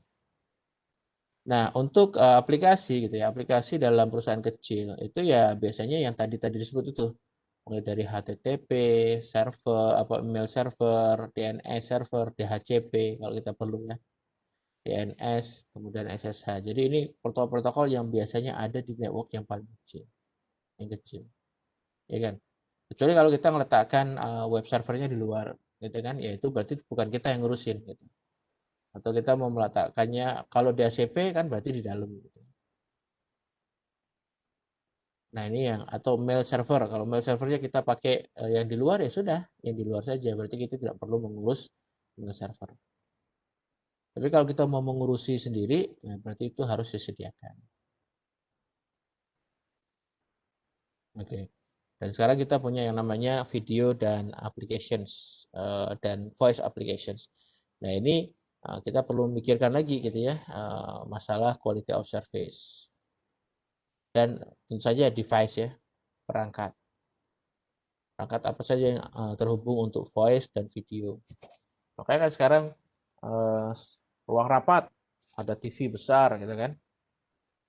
Ada TV besar untuk video conferencing, ada kameranya, ya kan. Kemudian ada mikrofon di tengah-tengah dan lain sebagainya itu supaya untuk mensupport aplikasi yang berhubungan dengan suara dan video. Nah, kalau dari yang kecil nanti berkembang besar gitu ya, maka apa yang kita perlukan di sini gitu ya? Yang kita perlukan adalah dokumentasi network. Karena kalau semakin besar berarti semakin kompleks, kan? Kalau kompleks berarti nggak mungkin diingat oleh network administrator semuanya. Jadi harus ada dokumentasinya. Server ini di mana, speknya apa, diisi software apa, settingnya seperti apa. Dan semua itu harus ada semua. Termasuk juga inventory perangkat. Perangkatnya siapa, apa saja, mereknya apa, OS-nya berapa, versinya tipenya apa, dan lain-lain gitu ya. Termasuk juga budget dan traffic analysis. Baru dari sini kita akan bisa menentukan apa? Penambahan atau scalable, pengekspansian jaringan kita. Nah, selain itu juga kita bisa melakukan protokol analisis. Jadi kita ingin tahu protokol apa yang paling banyak dipakai, ya kan? Kapan dipakainya paling banyak, sampai berapa persen utilitas bandwidth yang kita pakai. Nah, itu semua bisa dijadikan sebagai informasi untuk apa? Untuk melakukan scalable, termasuk nanti membuat polisi, aturan, traffic management dan lain sebagainya. Ya kan? Kemudian ada employee network utilization. Jadi kita perlu juga melihat kalau penggunaan network oleh apa? Oleh staff gitu, oleh staff. Di dalam operating system itu kan biasanya ada snapshot yang bisa mengambil informasi tentang penggunaan CPU, penggunaan memori, penggunaan network, penggunaan hard disk dan lain sebagainya. Itu bisa didapatkan supaya kita bisa mengetahui informasi penggunaan jaringan oleh karyawan. Kenapa kita perlu itu semua? Sebab nanti kita harus menyediakan, oke kalau saya nanti nambah dari 10 jadi nambah jadi 30 karyawan, berarti saya nambah 20 karyawan. Kira-kira kalau dengan pola yang seperti ini, dengan routing yang seperti ini, itu cukup nggak ya nanti si kabel atau bandwidth itu bisa mencukupi untuk ke 30 orang kerja tadi. Kalau nggak cukup berarti kan harus alatnya diganti atau interface card-nya diganti, yang dari 100 megabit diganti jadi 1 giga atau dari 1 giga jadi 100 giga dan lain sebagainya. Oke, untuk verify connectivity saya rasa semua udah tahu lah ya, pakai ping, ya kan? Ping itu pakai ICMP, ya kan? Nah, kalau dari Cisco IOS gitu, ketika kita ping, kalau berhasil tandanya tanda seru. Kalau tanda titik berarti dia time expired atau request timeout, biasanya gitu ya. Kalau di ini di Windows request timeout. Yang kedua adalah U gitu. Kalau U itu yang ketiga ya, U itu artinya apa namanya? Destination unreachable. Jadi nggak ketahuan. Routernya nggak tahu bagaimana cara mengirim ke tujuan tersebut. Nah, di dalam iOS itu ada namanya extended ping. Biasanya kan ping kita taruh IP di sini. Nah, kalau kita nggak memberikan IP setelah ping, maka di sini akan keluar option-option yang bisa kita ganti. Contohnya kita mau pakai protokol apa di bawahnya. Atau saya nggak mau pakai IP, saya pakai yang lain, silahkan. Tulis protokol apa. Kemudian target address. Ya, ini kan yang harusnya ditulis di sini, ditulis di target address. Kemudian berapa kali count-nya? Biasanya kan 4, gitu kan. Untuk iOS 5, ya kan. Kita bisa 10, bisa 100, terserah dari keperluan kita. Ya kan. Kemudian kita bisa juga mengubah source address-nya. Router 1 ini kan kalau router ya, biasanya kan punya lebih dari satu interface. Ya kan. G00, G01, atau G02. Nah, kalau kita ngeping dari sini, kita mau acting sebagai yang mana? G01 atau G00 atau G01 atau G02. Nah, tulislah IP source-nya di sini. Nah, variasi connectivity berikutnya adalah traceroute. Saya rasa semua sudah tahu. Nah, kalau traceroute itu ada tanda bintang berkali-kali seperti ini artinya biasanya next hop itu setelah 10.1 itu tidak bisa dihubungi. Tidak bisa dihubungi, request timeout. Makanya kalau udah banyak ini ya kontrol C saja kita selesaikan. Nah, ini adalah traceroute kalau dari router, bentuknya seperti ini. Ini juga kalau hilang koneksi. Nah, traceroute kalau di Windows bisa ada question mark, keluar optionnya. Biasanya traceroute ini kan keluar informasinya di sini adalah bisa saja bukan IP address, tapi nama. Jadi kalau kita mau memastikan bahwa yang keluar adalah IP, ya harus pakai kantornya -d. Kira-kira seperti itu. Di dalam router sendiri ada extended traceroute juga, mirip seperti ping, extended ping. Kemudian membuat network baseline. Jadi kita harus punya standar baseline untuk menentukan anomali. Jadi direcord dulu nih, katakanlah selama seminggu. Tentukan beberapa titik ya. Oke, titik ini ternyata kalau siang hari itu penggunaan bandwidth-nya 60%. Kalau malam hari cuma 5%. Tiba-tiba nanti kalau berdasarkan kesimpulan itu, kalau malam hari tiba-tiba naik jadi 30% atau 40%, berarti itu dia anomali. Nah, anomali itu ditentukan dari baseline yang kita buat. Host and iOS command. Nah, ini kalau ini saya rasa sudah tahu semua. Untuk mengetahui IP configuration dalam host, kita pakai apa? Pakai IP config, semua sudah tahu semua. Kalau di Linux pakai ifconfig, di Mac bisa pakai ini network setup atau bisa pakai ifconfig juga bisa dipakai. Karena pada dasarnya Mac OS itu ya pakai operating system seperti Unix juga. Kemudian selain IP ada juga yang namanya ARP ya kan. Untuk melihat ARP pakai ARPA gitu kan. Untuk menghapus isi ARP semuanya adalah pakai command netsh. Nah, ada banyak sekali komen show yang ada di sini. Silakan dihafalkan sendiri. Show running untuk melihat konfigurasi yang sedang berjalan di RAM, show interface untuk melihat informasi dalam interface, show IP interface untuk melihat informasi di IP, okay? Interface yang berhubungan dengan IP saja, berhubungan dengan layer 3. Show ARP untuk melihat ARP table, show IP route untuk melihat routing table, show protokol untuk melihat protokol yang sedang beroperasi, show version untuk melihat versi operating system atau hardware yang ada yang sekarang sedang kita pakai. Nah, kemudian ada juga lagi show CDP neighbors. Nah, di show CDP neighbors itu berjalan di layer 2. Layer 2 ya, jadi dia tidak perlu IP. Nah, syaratnya adalah router dengan router itu atau switch dengan switch gitu ya. Switch dengan switch itu harus sama-sama menjalankan CDP. Nah, informasi yang bisa diberikan di CDP mulai dari nama device-nya apa, device ID, port ID-nya portnya nomor berapa, atau capabilities ID-nya, capabilities-nya dia bisa apa saja, ya kan?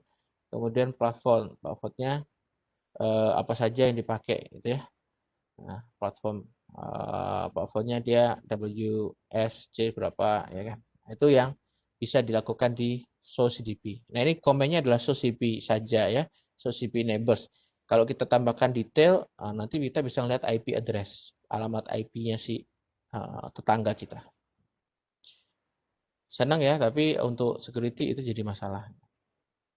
Kemudian ada show IP interface brief untuk melihat apa interface yang menggunakan IP, kemudian IP-nya berapa saja, dan status dan protokolnya. Itu show IP. Show version untuk melihat informasi di dalam device yang kita inginkan. Jadi device itu mereknya apa, tipenya berapa, hardware-nya apa saja, ya kan. Kemudian perangkat itu iOS-nya versi berapa, configuration filenya apa, dan sebagainya, ngambil image-nya dari image yang mana, itu semua bisa kelihatan di show version. Show version command. Nah, troubleshooting methodology saya rasa Bapak Ibu udah tahu semua. Pertama, kita cari problemnya apa. Ketika kita cari problemnya apa, kan kita mengetes banyak tempat, gitu kan. Setelah kita mencari problemnya apa, kita cari teorinya. Kira-kira problem ini sebabnya apa ya? Oh, sebabnya kemungkinan ini, sebab teorinya gini. Kemudian dites satu-satu. Kita tes. Oke, kalau penyebabnya ini, kita coba testingnya begini. Betul nggak? Oh, kalau betul berarti ya sudah dilanjutkan. Kalau nggak betul, apa yang terjadi? Kalau nggak betul, berarti kita teori kita yang salah gitu, atau kita salah mengidentifikasi problem. Nah, kalau sudah betul teori kita, baru kita perbaiki, ya kan? Kemudian kalau sudah perbaiki, kita verifikasi apakah perbaikan itu sudah terjadi dengan baik. Setelah itu baru kita dokumentasikan. Didokumentasikan itu sangat penting. Nah, kalau ada problem gitu ya, dan nggak selesai, gimana caranya? Ya kita escalate, kita naikkan ke level berikutnya ke orang yang lebih mengerti. Nah, terkadang informasi-informasi itu ada yang tidak terlihat gitu. Nah, di iOS kita bisa menggunakan perintah debug. Debug untuk melihat informasi yang ada di dalam informasi paket yang dikirim ke router atau yang mau keluar ke router. Nah, tapi informasi debug itu tidak secara serta-merta dikirim ke telnet atau ke remote access ke VTY. Dia nggak kirim. Gitu. Terus gimana caranya? Kalau untuk bisa dikirim, tolong bagi komen terminal monitor di global ya. Nanti setelah itu baru semuanya bisa keluar satu persatu informasinya. Troubleshooting skenario. Nah, ini kira-kira apa saja yang menjadi masalah? Yang pertama adalah bisa saja karena duplex operations, ya kan, dengan speed mismatch. Jadi kalau dua device mau berbicara, itu harus duplexnya harus sama, kemudian duplexnya harus sama, speednya juga harus sama. Gitu. Jadi kalau sini pakai full duplex, ujungnya juga harus pakai full duplex. Kalau ujung sini pakai 100 Mbps, di sini juga harus pakai 100 Mbps. Nah, ada juga masalahnya di IP addressing. Nah, untuk memastikan IP yang kita input, ada banyak cara. Pertama bisa pakai show run, tapi yang paling mudah adalah show IP interface brief. Ini adalah kelihatannya. Jadi di sini kita bisa tahu, karena brief itu cuma singkat saja, maka yang diberikan adalah interface-nya apa, IP address-nya berapa, dan statusnya. Statusnya no atau statusnya up atau down. Kemudian protokolnya juga bisa dilihat. Protokolnya statusnya up atau statusnya down. Oke. Gimana kalau di belakang di end devices itu dia nggak nerima informasi dari DHCP servers. Nah, kalau di Windows nanti akan diberikan satu IP dalam range yang ini 162.254.0.0/16. Nah, alamat ini disebut sebagai APIPA, Automatic Private IP Address. Kemudian gateway issue. Jadi yang perlu kita ketahui adalah kita harus nyari gateway kita. Jangan-jangan ada masalah di gateway-nya. Bisa jadi gateway-nya mati, ya kan? Atau IP-nya salah dan sebagainya. Nah, makanya di sini kita menggunakan ipconfig command untuk melihat default gateway dalam host, atau kita bisa lihat default gateway juga di dalam show IP role. Jadi kita bisa melihat IP default gateway-nya harusnya seperti apa. Atau rutenya sendiri punya nggak gateway of the last resort. troubleshooting DNS issue pakai apa? Pakai NSLookup. Tadi sudah didemokan. Saya rasa semuanya itu sudah sampai selesai untuk modul 17.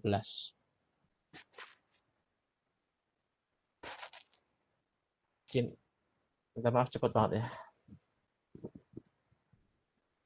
Oke, ada pertanyaan mungkin?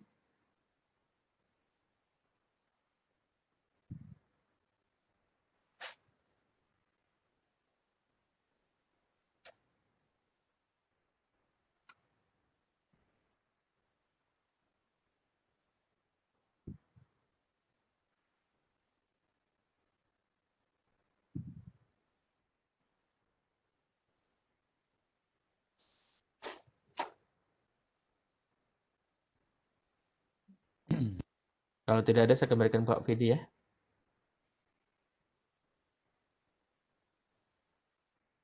Monggo Pak Vidi.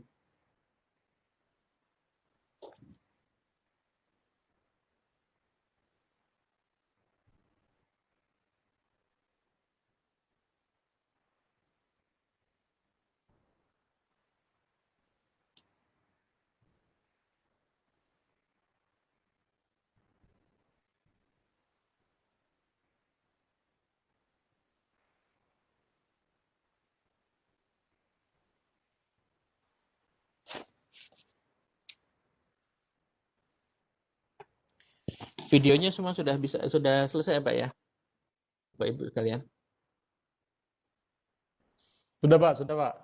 Sudah ya, alhamdulillah. Saya, Jadi saya intinya sudah gini, untuk video itu, untuk yang apa namanya lab di mana ya, di CCNA 1 itu ketika nanti mengajar, intinya itu adalah basic configuration. Itu yang pertama. Itu jadi konfigurasi, jadi memasukkan IP dan lain sebagainya. Kemudian yang penting itu selain mengajarkan semua proses setiap layer itu, di sesi 1 itu yang penting tuh. Terus kemudian basic konfigurasi, gitu kan. Kemudian subnetting. Nah, jadi memasukkan konfigurasi IP di dalam perangkat yang ada, PC, switch atau routers. Makanya disuruh yang lab 10 itu. Terus kemudian yang kedua yang skill yang ingin saya Bapak Ibu praktekkan itu adalah kita menggunakan dapat menganalisa data, menganalisa paket gitu ya, menggunakan simulasi itu. Nah, itu yang paling penting. Jadi karena simulasi itu, simulation mode itu adalah satu features atau fasilitas yang menurut saya cukup bagus yang ada di paket tracers. Sehingga kita bisa menerangkan secara real, secara lebih jelas kepada student apa yang terjadi dengan paket di setiap titik, gitu, setiap titik. Gitu. Ketika dari sini pindah ke sana, itu kita bisa melihat encapsulation prosesnya. Bahkan kalau kita pakai yang TCP/IP model, kita bisa melihat frame-nya, frame field-nya. Nah, itu header-nya bisa kelihatan semua. Informasi itu ada di mana semua. Jadi bisa diterangkan dengan lebih jelas. Bukan yang sekedar melihat paketnya jalan kemana gitu. Tapi kita bisa melihat isi paketnya itu apa informasi yang ada di dalam itu. Dan itu cukup membantu kita. Cukup membantu. Kalau kita tidak punya real device, kita masih bisa menggunakan simulator itu. Pakai tracers. Kalau kita pakai real device, kita bisa pakai Wireshark untuk mensimulasikan, untuk menangkap paket-paket itu, paket-paket yang ada.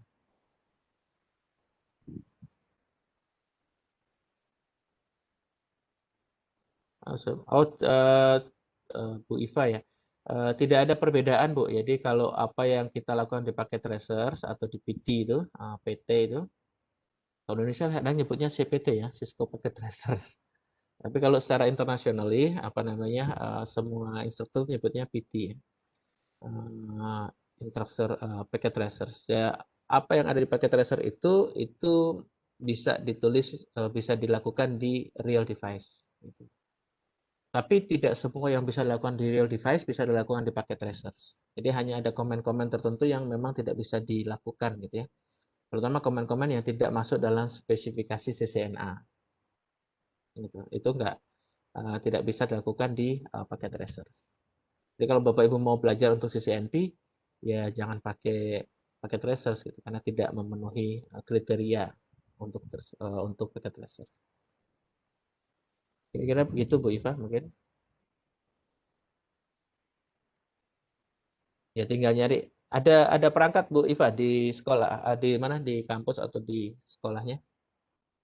Ada perangkat real device gitu? Ada ya, kalau ada ya nanti bisa dicoba.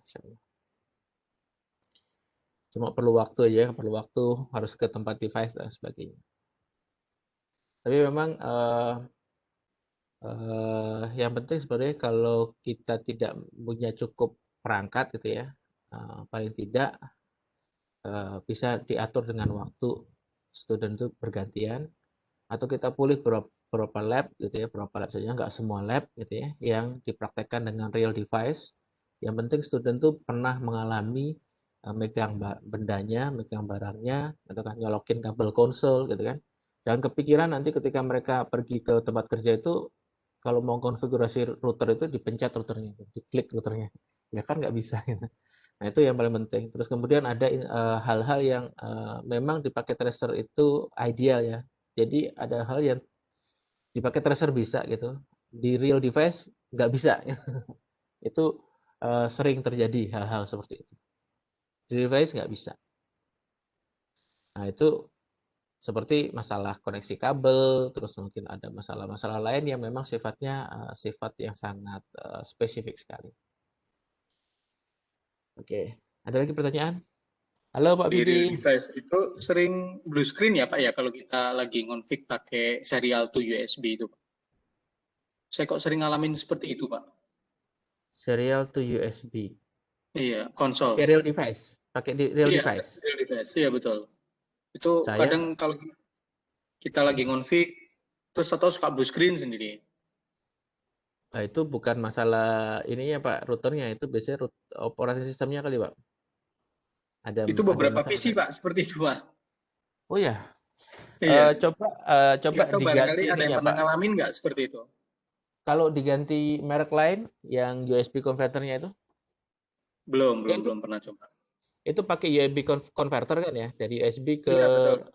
RS232 Serial. kan, ke serial kan. Iya. Ya itu ada kemungkinan drivernya sih itu Pak. Coba kalau di update Pak, di update drivernya mungkin. Oh iya. Ya, Ya kalau bisa blue jadi screen itu mungkin dari drivernya Pak ya. masalah operating system biasanya. Gitu. Ya. Atau Operating kalau systemnya nggak ngizinin biasanya. ada masalah di memori atau apa gitu. Jadi coba diupdate drivernya si USB converter itu yang dari USB serial. ke RS232. USB ke serial itu. Iya Pak. Iya makasih Pak. Kalau produk viral itu dia beda dengan packet tracers gitu ya. Kalau viral ini full operating system, gitu. Full operating system. Jadi seperti iOS yang ada di server.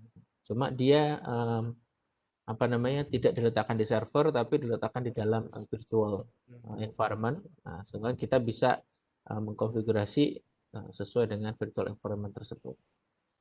Jadi kalau mau belajar yang di luar dari CCNA gitu ya, CCNE, CCNP atau CCIE atau yang lain-lain bikin percobaan ya harus pakai viral. Pak, kalau networking esensial dengan introducing to network itu gimana Pak? Oh gitu. Jadi gini Pak, gimananya tuh gimana? Apa yang mau ditanya gimananya Pak? Maksudnya gini, beberapa materi yang ada di introducing to network ini ada di networking esensial ya Pak ya? Iya, betul. Dan itu nggak perlu instruktur yang sudah TOT ya Pak ya? Oh ya, jadi gini dulu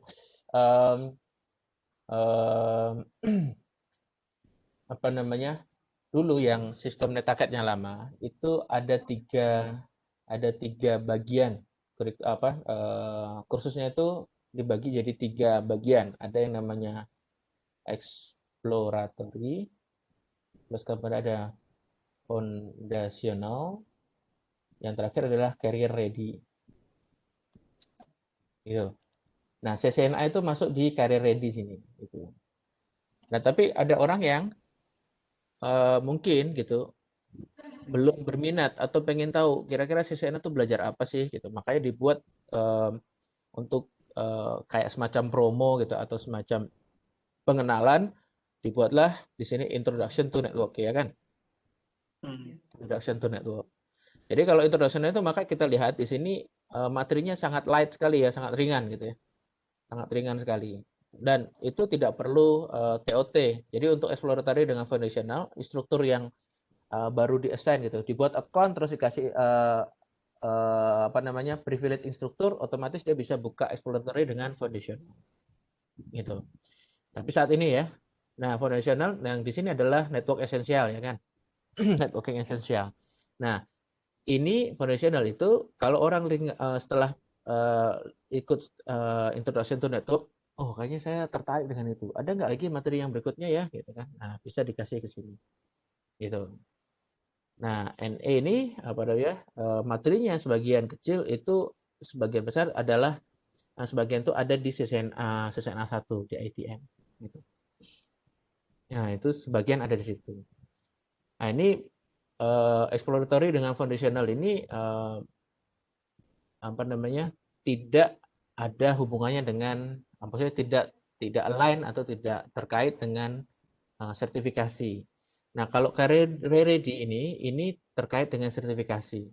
Makanya kalau CCNA itu ketika kita ikut CCNA 1, 2 dan 3, maka mereka sebenarnya sudah mendapatkan satu ilmu yang siap untuk ngambil certification CCNA. Makanya disebut sebagai career ready gitu. Itu juga contohnya kali itu introduction to cyber security ya kan. Kemudian cyber security essential gitu kan. Ada Itu juga yang di-share Om? kan I2C, CSI gitu kan. Kemudian di sini career dia adalah cyber op associate ya kan. Cyber op associate. Ada Nah, slide jadi di-share apa? Belum share ya? ada slide yang di-share. Makanya bingung. Tak kirain tadi lagi nerangin gambarnya. Nah, kira-kira gini, Pak. Nah, jadi exploratory, foundational dengan career ready gitu kan ya. Kalau tadi itu introduction to network. Nah, ini untuk berikutnya kalau ada yang tertarik lagi bisa kasih NE. Nah, implementasinya ini kalau yang ini ya, dua ini tidak perlu ikut TOT Bapak Ibu gitu kan. Yang exploratory dengan foundational ini tidak perlu TOT. Dan Bapak Ibu bisa langsung katakanlah mengajarkan ke murid ya kan, ke murid-murid sesuai dengan menggunakan kurikulum ini. Tidak perlu TOT. Siapa saja bisa langsung buka asal dia instruktur. Tapi kalau yang career ready ini biasanya memang harus ikut TOT. Termasuk IT esensial ya Pak? Itu career ready Pak ya? Ke IT esensial saat ini memang masih ini Pak ya, masih career ready. Masih perlu TOT untuk saat. Karena dia ke Optia ya. Ke Komtia ya, tapi memang ini ya materinya adalah untuk Komtia E+ ya, untuk sertifikasi Komtia E+. Oke, ada lagi mungkin yang mau ditanyakan? Cukup Pak. Saya stop ya, saya kembalikan ke Pak Vidi. Untuk besok kita mulai jam 8 atau jam 9 Pak? Bagusnya jam berapa? Kita mulai mungkin jam 9 sambil namanya kalau pengarahan dulu seperti sepakati apa saja. Jadi kita ketemu seperti biasa seperti begini. Nah terus kemudian kita mulai final exam-nya. Oke, kalau mau gitu berarti ya? ada sesi dulu. Kita mulai jam 9, berarti sesi pertamanya setengah 9. Ya, maksudnya setengah 9 boleh? Setengah 9 ya? Biar barangkali ada yang 10.30. Ya, 10.30 Malaysia. 10.30. Nanti saya setengah 9 berarti 8.30, 9.30. Masih kuliah kalau saya Pak. Nanti Pak Vidi aja lah yang memberikan ini. Oh. Oke. Untuk eligible update-nya Pak gimana Pak? Udah ada belum Pak? eligible Ini update-nya. saya Oh, lagi proses. lagi diproses, Pak. Oh, Saya lagi lagi proses. proses. Ada yang sudah yang atas-atas saya sudah ada yang sudah eligible, ada yang belum. Saya cek lagi semua. Belum semuanya. Saya lagi ngecek videonya dulu. Siapa? Ya. Jadi enaknya gimana Bapak Ibu? Apakah jam 8.30 kita ready, terus kemudian nanti Pak Luhur setelah selesai ngajar jam 9 bisa join, terus langsung bisa sambil apa namanya kita buka final exam-nya. Mungkin begitu ya. Nanti saya coba umumkan lagi di grup deh kalau gitu. Ya. Oke. Oke, mungkin itu saja. Ada lagi pertanyaan Bapak Ibu? Mudah-mudahan hari ini bisa saya lakukan juga update eligible-nya. Selesai. Yang belum selesai silahkan dikejar. Nah, ada beberapa yang belum mengumpulkan video, ada juga yang belum membuat link bukan link apa namanya, playlistnya. Tunggu. Ya, belum, mungkin tidak. Baik, itu saja mungkin untuk hari ini. Terima kasih Bapak Ibu atas kehadirannya dan terima kasih kembali ke Pak Luhur yang sudah menemani kita dari modul 1 sampai modul 17. Mudah-mudahan apa yang disampaikan juga bisa bermanfaat dan membawa kita lulus ujian ITN. Amin. Kemudian biar semua bisa selesai dengan baik sampai ke apa namanya ENSA. Harapannya ENSA. berarti final exam kalau lulus semua 75 langsung selesai. Kalau ada yang terganjal bisa remedi setelah jam 12 ya, jam 1 atau nanti ya, nanti kita ini Pak ya. Kita infokan lagi untuk remedialnya. Mudah-mudahan sih nggak ada yang remedial, lolos semua. Amin. Kemudian nanti yang hari Jumatnya untuk yang SBA, Skill Based Assessment-nya. Dan setelah itu berarti Sabtu kita bisa tentukan, kita bisa umumkan instruktur yang kredensialnya sudah disahkan oleh Pak Luhur untuk sebagai instruktur di kelas. Itu saja yang bisa saya sampaikan. Mungkin nanti ada informasi-informasi tambahan yang disampaikan. Terima kasih kembali saya ucapkan kepada Bapak Ibu yang sudah berkenan hadir dan juga Pak Luhur atas hari ini. Dan sebelumnya saya tutup. Terima kasih. Assalamualaikum warahmatullahi wabarakatuh. Waalaikumsalam warahmatullahi wabarakatuh.